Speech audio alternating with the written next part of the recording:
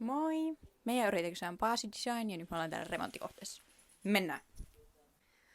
Paas on Pinni, on mun nimi ja mulla on tämmönen sisustusalan yritys, Paaso Design Oy.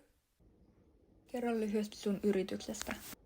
Mun yritys on perustettu joulukuussa 2025 ja se on tämmönen sisustusalan yritys, Paaso Design Oy. Mikä on sun yrityksen palvelu tai tuote? No eri yrityksiin, julkisiin tiloihin tai jopa yksityisiin asuntoihin niin tehdään sisustussuunnitelmia, valmistetaan sinne tuotteet, verhot, sängynpeitteet, koristetyynyt. Sitten käydään sinne asentamaan kiskot, verhot ja nämä kaikki mitä sinne ollaan tehty.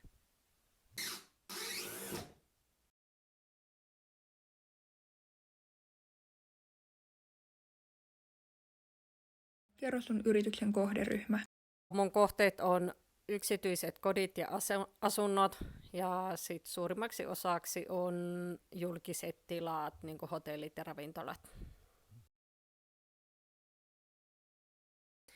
No niin, ja nyt tässä tehdään tähän levyyn reikiä pistoketta ja valokatkaisijaa varten.